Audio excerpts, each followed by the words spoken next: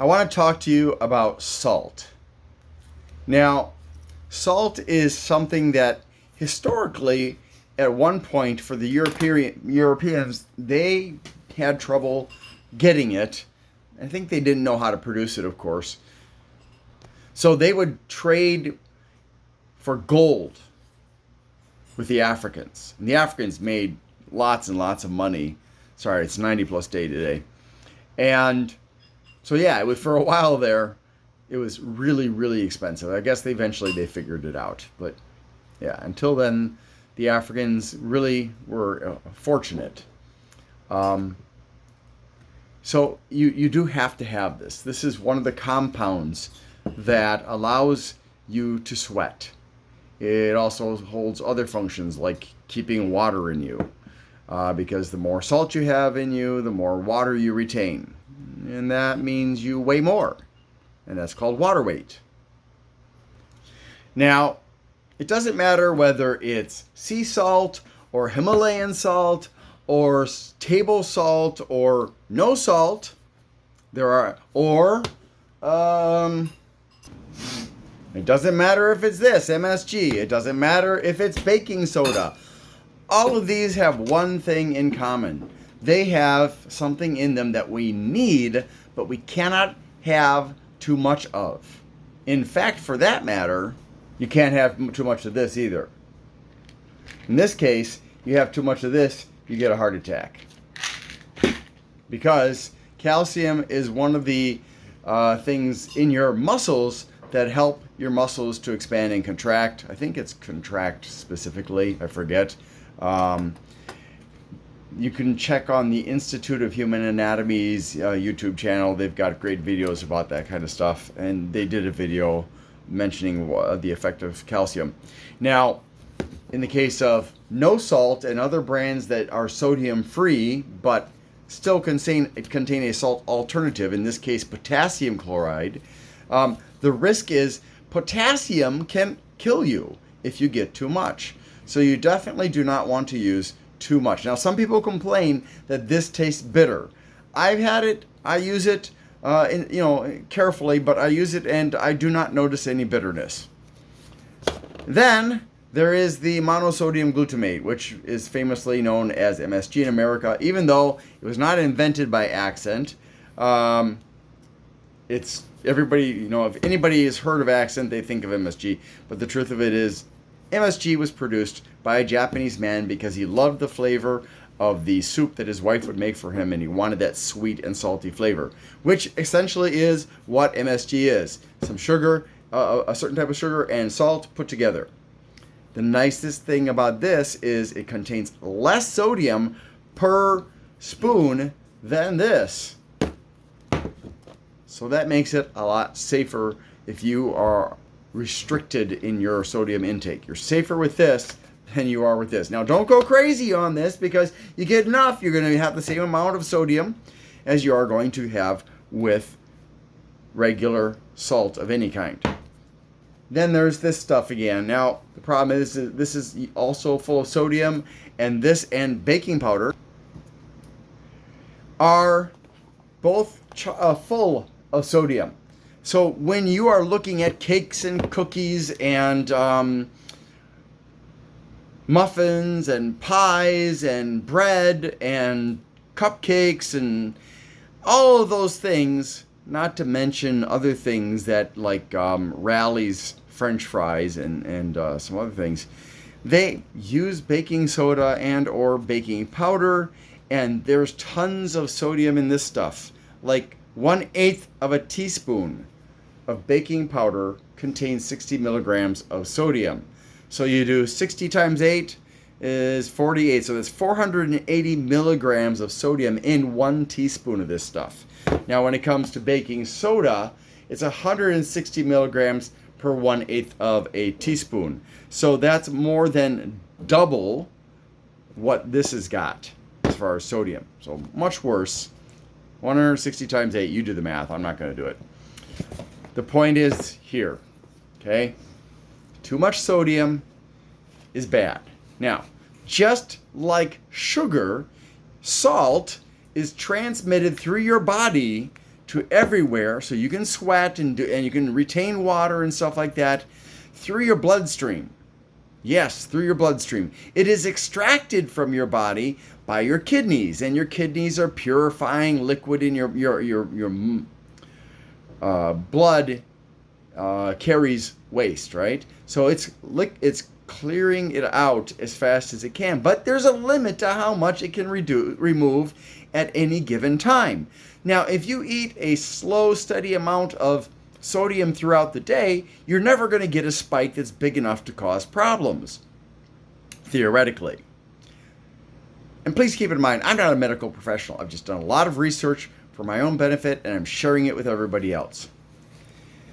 However, if you just dive into a big bag of potato chips and start eating it, you're going to spike your blood salt. Haha, I tricked you. Apple chips. And that's bad. The reason it's bad is because your body will put that stuff into your bloodstream to be shared with with everything, right? And of course, as your cells get more sodium, more salt, they're going to hold more water in. So if you're routinely consuming salt in large amounts, and many of you are because you eat a lot of processed foods which are very high in salt, you are actually gaining temporary weight because it's holding back more of the water that it gets. Your body, all your cells are just sucking up more water to compensate for the salt that's in them. But that's not the worst part of the story. That's just water weight that you can get rid of by consuming less salt. Okay, one thing I learned when I was working at the fish store back in Milwaukee. Aquatics Unlimited, it's a great fish store. If you are in the area of Greenfield in Milwaukee, you should definitely check it out. Fantastic family-owned business.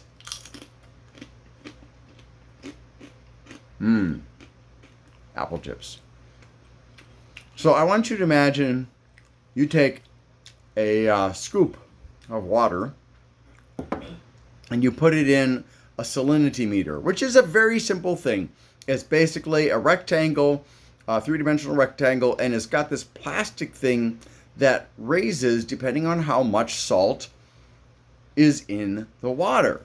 And that's what we use in the saltwater pet industry to make sure that we have enough salt for the fish, but not too much so they don't get hurt by it. And what I learned there was not just that, but also we used to have problems with this. Some of our fish would come in from having been caught in the wild, especially yellow tangs, and they would have these little black spots on them. And so the solution to that was we would take them out of their tank and we would put them into a bucket of fresh water, no salt.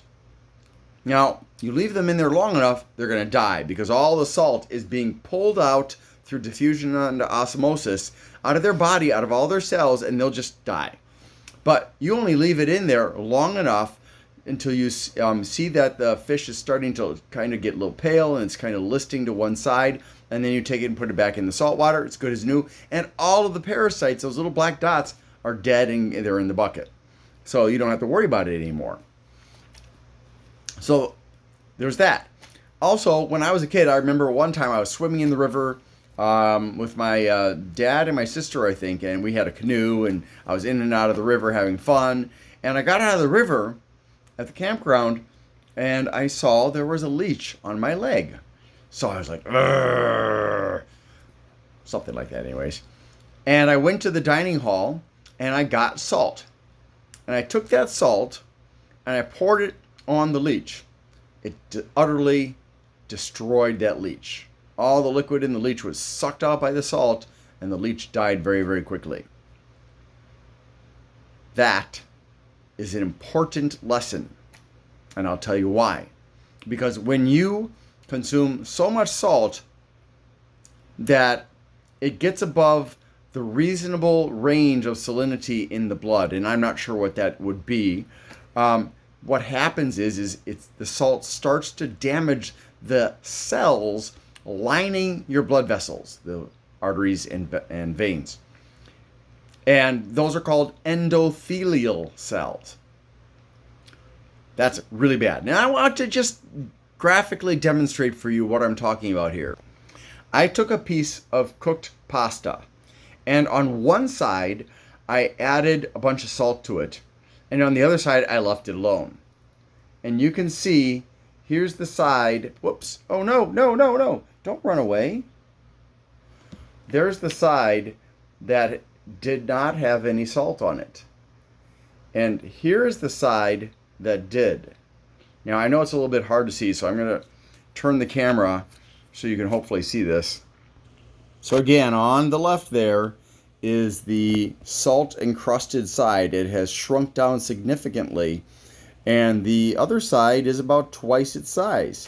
Now, this is similar to a blood vessel in the fact that it is actually hollow. But the difference is whereas if this is being destroyed from the outside, your blood vessel is being destroyed from the inside. So that means that not only does salt or sodium contribute to hypertension, but it also damages your blood vessels. And what happens when your blood vessels are damaged? Well, your body sends a particular kind of LDL, and that acts as a bandage to cover the wound. Unfortunately, that bandage can build up over time and lead to a blockage of the vein or artery, which can happen not just around the heart, which is where I get my pre-angina twinges, but it can also happen in the brains. It can happen anywhere in your body that too much salt is exposed to the endothelial cells or the inner lining of the blood vessels you have. Not good, because that ultimately can lead to heart attack. So yes, too much salt is bad for you. It can cause pre-angina and angina and hypertension. It can also cause your heart to behave erratically with tachycardia, which is fast heartbeat, and arrhythmia, where it's irregular heartbeat. Why? Because sodium and also potassium are conductive, which is to say they help to conduct electricity. And when your heart is saturated with too much sodium and or potassium, it is more conductive and more likely to behave incorrectly, which is one of the reasons you can experience tachycardia and or arrhythmia. I have both. So, all those lovely burgers and fries and chips and everything else that you've been eating that are soaking full of sodium are hurting your heart and hurting your blood vessels, shortening your life and causing you to look fatter, look bloated. And all you have to do is eat less salt to protect yourself. Now, you do have to consult a doctor to find out what's going to be okay for you. You don't want to go so low that you start having problems functioning, because you may not be able to sweat anymore. And your heart may not be able to do its job because it doesn't have enough sodium and potassium and whatnot to regulate itself and pump correctly. So, rule of thumb, if you don't have any symptoms at this point in time, make sure that you do not consume more than 2,500 milligrams of salt in one day. Okay? This is from the American Heart Association, okay? And also make sure that you, if you're going to have a big boost of salt and you're not symptomatic, okay, that you do not have more than about 1,300 milligrams or 1.3 grams of salt in that whole eating spell there, okay? Better off if you just spread it out at a low level throughout the day. That's going to be safe. Now, keep in mind, I know some of you are crazy about drinking energy drinks. They can also cause tachycardia, nausea, and stuff like that. And then there are the sports drinks like Gatorade, Powerade, vitamin water, Pedialyte and its imitators, Body Armor, and stuff like that. A lot of those are high in sodium, so you need to be careful about that. Also high in potassium, so you need to be careful about that. And please remember that sports drinks are meant to replenish your electrolytes when you're sweating a lot. So if you're not sweating a lot, you shouldn't be drinking them. They are not a casual beverage. In fact, most casual beverages are really bad for you because of all the salt that's in them and all the sugar. More often sugar than salt, but some of them have salt too. So you need to steer clear and you need to reduce your salt intake. Now, if you are symptomatic, okay, I would recommend that you have no more than 1,300 milligrams of salt at one time, and that you only have low levels of salt the rest of the time, because otherwise you're going to exacerbate the symptoms. Now, since I found out about this earlier this year, because in all my research I'd never come across this, and there is not it's a chain of events that happens. It's not a direct causation. So if you look at literature, you'll have a hard time finding out that it's connected to arteriosclerosis, atherosclerosis, hypertension, arrhythmia, tachycardia, and so on and so forth. And yeah, it was very frustrating because my cardiologist didn't tell me. My doctor didn't tell me. Nobody mentioned it. But when it happened to me, I realized, wait a second, it's not just caffeine that causes problems. It's much worse. It's the salt. So please be careful. Ease off on all the processed foods. That stuff will kill you more surely than anything else. If you're trying to lose weight, reduce your sugar, use artificial sweeteners, or use erythritol, sucralose, stuff like that. Monk fruit, stevia, and so on. Reduce your salt intake, reduce your oil intake unless you're doing like virgin oils. But MCT oil is good. Now, when I say MCT oil, I don't mean coconut oil. I mean MCT from coconut is okay, but coconut oil itself, unless you eat a very large amount of it, you're not going to benefit from it, and you're going to have more problems because of what the other things that are in coconut oil. I hate doing these videos because I'm always looking down at the screen instead of looking up at you. I'm so sorry. So please take this into consideration and stop eating so much processed foods. Now, people have said to me, Glenn, how can you afford it to eat lots of fruits and vegetables? And I said, it's cheaper than processed foods. If you pay attention to the price you pay for, okay, imagine you go to a bakery and you buy a brownie. What is it, $2, $3, $4? For that amount of money, you can make an entire batch of brownies. Yeah. If you go to the grocery store and buy a brownie mix, it's going to be you can get a whole mix for, probably $3 or $4. But you can even do it from scratch for less than the mix, because you probably already have baking soda and baking powder at home. You got salt, sugar at home, and you've got maybe cocoa powder or chocolate at home. So it's really a lot cheaper. And I'll tell you what, when I go to the store and I buy a lot of processed foods versus going to the store and buying a lot of unprocessed foods, I end up saving money every single time. And you can too. Thanks for watching and hope you have a great day. Please remember, I am not a medical professional. Consult a nutritionist or dietitian. Regular doctors are not adequately trained in this. Thanks.